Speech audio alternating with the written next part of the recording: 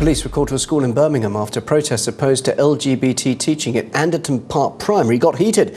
Neighbouring MP Jess Phillips was on the scene and tempers flared. I'm not going to come down and join in your face. Why are you so aggressive? You're being so aggressive. Not aggressive. You're just not giving us a chance. Phillips has now called for the introduction of an exclusion zone to allow pupils to come and go from lessons in peace.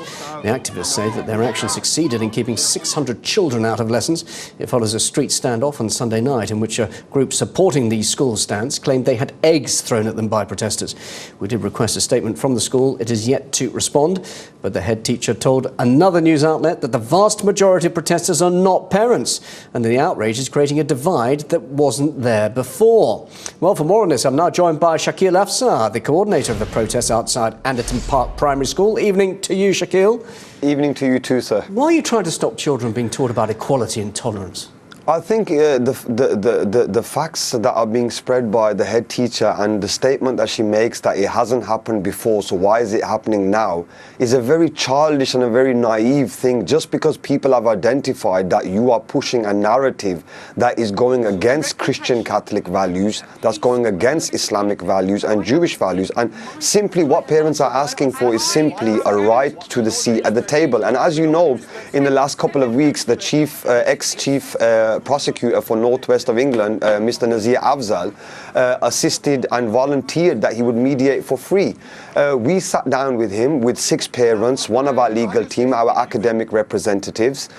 We had a meeting. He asked for a compromise and we offered a compromise by stopping protests, and they completely ignored us. All right, well, just give us an idea of what you're actually worried about and complaining about. What's your beef with this? Because this is carefully considered and structured teaching. We're talking about appropriate lessons aimed at pupils of this age, focusing on relationships and love. So what's your problem? Well, the fact of the matter is when a Catholic child that's been brought up in a Catholic Christian household, or a child who's being brought up in a Muslim household, is being told at school it's okay for a boy to wear a dress, or it's okay for 2 males to get in, for a man to be with a man and a woman to be with a woman, we feel that, first of all, primary school is not the age for this to be done.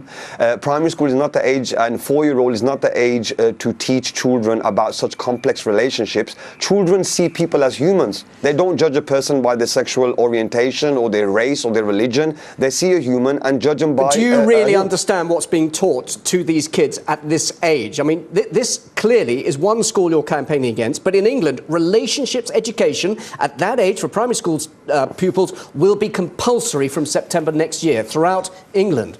Yeah, of course, and we understand that, but like you just said to one of your other previous reports that it's parental responsibility to feed the children, it's a bit funny how everything else is our responsibility, but when it comes to their education, it wants to be dictated by people sitting in suits in Parliament who have no idea of how our children are and have no idea that every individual child is different. Shakil, you talk about our children, so do you have children at this school? I have a niece and a nephew who are as good as my children. Oh, hang on, you're not their parent, though, so why would you be dictating how their nephew and niece are being brought up? Yeah, I can tell you that because I've had to step forward with the simple fact is that my sister's husband works in a very big accountancy firm, and he feels that if he talks the way I'm talking, he'd be intimidated like we have done. He'd be called a homophobic we have been. What about those kids you're stopping from learning about stuff that their parents might actually want them to learn about? Well, with all due respect, we haven't asked any parent to be part of our campaign who didn't want to. The only parents who have been part of us are majority people of faith and morals and who have conservative views. We feel that a primary school is a place where a child should be taught respect for human beings. They shouldn't be taught about such complex relationships such as LGBT. Now, we want to make clear that there is discrimination. We understand there's a lot of Islamophobia, homophobia, and the school and the parents and the Ofsted need to sit down and devise a strategy whereby everyone feels that they are being tolerated. At the moment, we feel the school is intolerant towards us.